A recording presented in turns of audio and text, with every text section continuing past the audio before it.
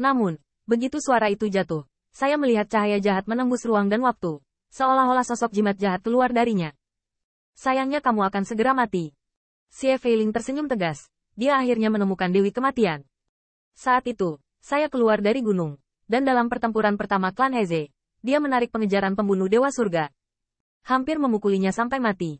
Hari ini, keluhan antara ras dan kebencian dan kemarahan antara satu sama lain semuanya berubah menjadi mata sejati Raja Jahat dengan alis mekar oleh Xie Feiling pada saat ini. Wow! Xie Feiling mengambil kebocoran terus terang. Itu karena anggota senior klan Xiawang ingin membuat resumenya lebih menarik, jadi dia tidak diizinkan untuk mengambil tindakan sampai sekarang. Tapi sampai sekarang, Komandan Dewa Pembunuh Surgawi yang berdarah tidak bisa menghentikan pandangannya yang sebenarnya dari Raja Jahat. Ledakan. Tanda seru. Komandan Dewa Pembunuh Surgawi dengan mudah ditembus, dan tubuh God Armor yang rusak berubah menjadi awan-awan untuk menghilang dan menimbulkan korosi. Namun, seringai Xie Feiling perlahan membeku. Ini, klon. Palsu.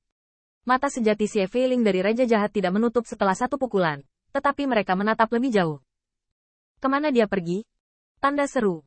Kemana perginya Dewi Pembunuh Dewamu? Xie Feiling menjadi marah karena malu, dan jika itu hanya trik sederhana, dia tidak bisa menipu dia sama sekali.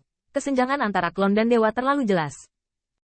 Dan alasan mengapa dia percaya itu karena semua Zen Mao ini, yang terus-menerus menarik pembunuh dewa, peduli dengan perutnya, semuanya benar. Hahaha. Aktingnya seperti hidup sesaat sebelumnya, dengan mata merah mencoba menyeret orang kepercayaan sang dewi pergi. Pada saat ini, Xie Feiling memegang lengan bajunya. Mata sejati Raja Jahat telah membuat lubang di lubang roh surgawinya, tapi dia tidak bisa menghentikan wajahnya yang penuh tawa. Ledakan. Tanda seru. Xie Feiling terbang ke langit dari cahaya ilahi yang meledak, dan kemarahan dalam ekspresinya menjadi lebih kuat. Dewa Pembunuh Surga itu tampan. Pertempuran ini, kamu tidak pernah ingin berdiri tegak di depan klan Xiawangku. Raja Jahatnya benar-benar menarik perhatian, dan dia masih memperhatikan seberkas sinar surga membunuh para dewa dari dewa yang jatuh sendiri. Patriark, aku akan mengejarnya. Xie Feiling menyeringai. Alasan terpenting mengapa klon itu bisa menipu dirinya sendiri adalah karena Dewa Pembunuh Surgawi, seperti klon, adalah akhir dari pertempuran. Xie Feiling melihat ke langit. Itulah nafas yang dia rasakan setelah membunuh klon dengan mata asli dari Raja Jahat.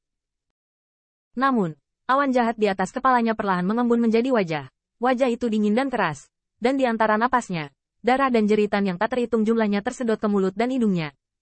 Feiling, kamu tidak perlu mengejarnya. Aku akan memberimu 2 jam untuk menghancurkan Demon Suppression Pass selengkap mungkin. Begitu komentar ini keluar, Xie Feiling tidak bisa menahan diri untuk tidak terkejut. Sang patriark tidak bisa mempercayainya, tetapi dia tidak akan pernah mempertanyakan mata sebenarnya dari Raja Xie. Kecurigaan Xie Feiling tidak sulit untuk dilihat, tetapi wajah Xie Yun yang menghadap ke suara Zen Moguan secara bertahap menjadi suram. Apakah kamu tahu mengapa aku memulai pertempuran ini? Itu karena Kaisar Yuan-Tian memberitahuku bahwa ketika dia memasuki Wentian Pass, berapa banyak wilayah yang kita tempati oleh klan Kaisar Ke akan menjadi milik kita. Tapi sekarang, Kaisar Yuan-Tian, apakah dia telah mencapai Wentian Pass? Mata Xie Feiling dipenuhi dengan kebingungan, dan kemudian wajahnya sangat biru. Kita bisa dianggap digunakan sebagai tombak oleh Kaisar Yuan-Tian. Tanda seru. Wajah awan jahat yang mengembun menatap ke kejauhan. Setelah Suppression Demon Pass, ada klan Kaisar Ke. Wilayah-wilayah bintang ini sekarang ada di ujung jari mereka, tapi dia tidak bergerak lagi. Mungkin itu, atau lebih mungkin karena Yuan Tiandi juga tidak menang. Pada saat yang sama, ada bintang terpencil di klan Dike. Komandan Dewa Pembunuh Surga bahkan tidak berani ke Feidun, karena kekuatan suci yang didesak Feidun akan meninggalkan jejak. Komandan Dewa Pembunuh Surgawi itu seperti seekor citah, terbang di pegunungan dan sungai. Jika Xie Feiling ada di sini, dia pasti akan terkejut.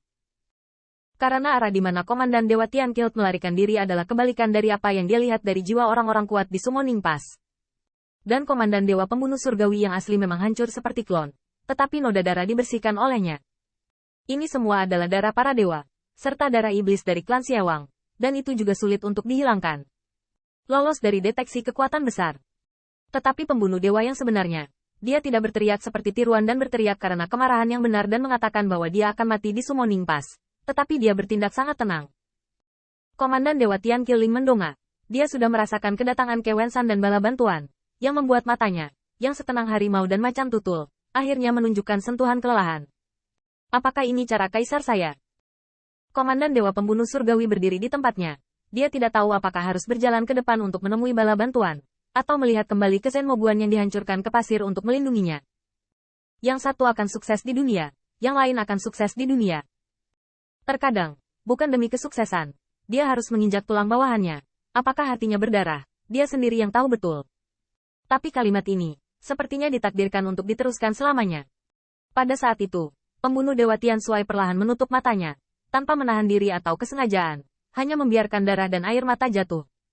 Matahari juga terbit. Perjamuan perayaan di Tiangwan Pass masih belum berakhir, karena puluhan juta tentara yang bertempur dalam pertempuran berdarah di Tianhe layak untuk 3 hari 3 malam.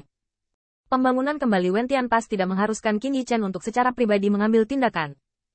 Matahari terbit seperti biasa, dan semuanya masih harus berlanjut.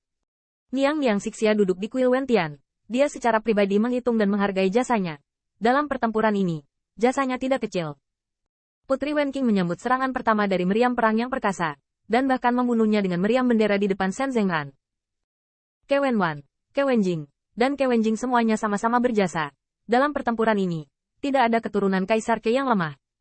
Teran juga memiliki kelebihan. Permaisuri Sixia tidak mengatakan apa-apa. Dia hanya bisa melakukan beberapa trik berdasarkan kemampuannya, sehingga orang dapat menggunakan lebih banyak manfaat tempur untuk menukar lebih banyak harta alam.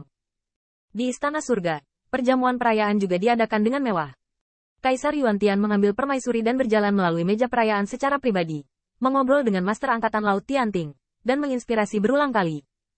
Menurut kata-kata Yuan Tiandi, mereka memblokir serangan nakal Wentian Pass dan Tianpeng Pass, dan bahkan Wentian Pass dipukuli dengan buruk. Saudara Jing Sui, kamu tak terkalahkan di depan Putra Baize. Kamu adalah prestasi pertempuran yang hebat. Kamu adalah singa dari surga. Angkatan Laut Surgawi juga terinspirasi.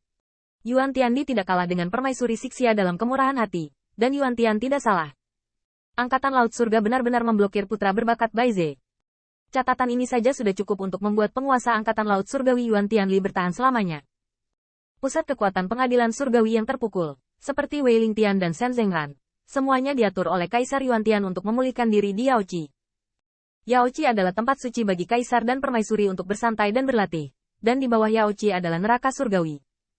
Meskipun neraka surgawi telah dihancurkan, air Yao di Danau Yao masih jernih dan berkilau, seperti surga.